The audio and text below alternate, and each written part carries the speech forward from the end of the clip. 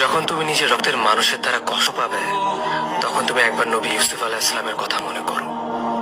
তিনি কিভাবে নিজের ভাইয়ের দ্বারা প্রতারিত হয়েছিল। যখন তোমার বাবা মা না বুঝে তোমার বিরুদ্ধাচরণ করে, তখন নবী ইব্রাহিম আলাইহিস সালামের কথা মনে করো। তার বাবা তাকে আগুনে নিক্ষেপ করায় ভূমিকা রেখেছিল। যখন তুমি সমস্যা থেকে পরিত্রাণের জন্য কোনো পথ পাবে না, তখন ইউনূস আলাইহিস সালামের কথা ভেবো। তিনি কতটা সময় তিমি মাছের পেটে আটকা পড়েছিল। যখন তোমার নামে কেউ মিথ্যা অপবাদ ছড়িয়ে দেবে, তখন মা আয়েশা রাদিয়াল্লাহু আনহার কথা মনে করো। তার নামে পুরো শহর জুড়ে কুৎসা রচনা করা হয়েছিল। যখন তুমি অসুস্থ ব্যথা যন্ত্রণায় কাঁদতে থাকো, তখন নবী আইয়ুব আলাইহিস সালামের কথা ভেবো। তিনি ভয়ঙ্কর এক ভাইরাস জনিত রোগে আক্রান্ত হয়ে তোমার থেকে বেশি কষ্ট পেয়েছিল। যখন তুমি দিনের কোনো বিধান নীতিতে যুক্তি খুঁজে পাও না, তখন নবী নূহ আলাইহিস সালামের কথা ভেবো। তিনি কোনো প্রশ্ন ছাড়াই মরুভূমিতে নৌকা তৈরি করেছিল।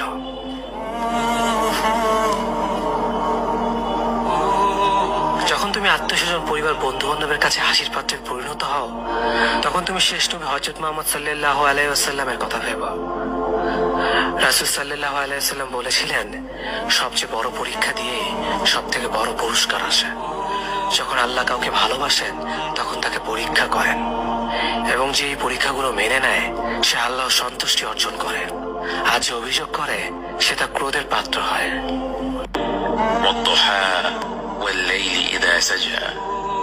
উজ্জ্বল দিনের কসম এবং রাতের কসম যখন তা নিঝুম হয়ে যায়।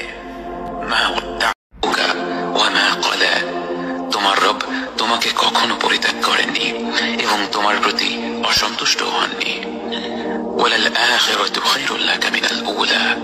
নিঃসন্দেহে তোমার জন্য পরবর্তী যুগ পূর্ববর্তী যুগের চেয়ে ভালো।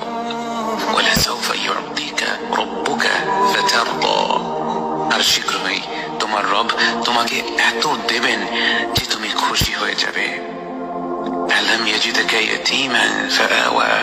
তিনি কি তোমাকে এতিম হিসেবে পাননি, তারপর তোমাকে আশ্রয় দেননি?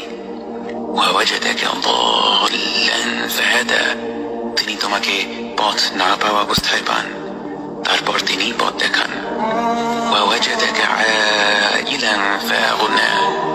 তিনি তোমাকে নিঃস্ব অবস্থায় পান, তারপর তোমাকে ধনী করেন।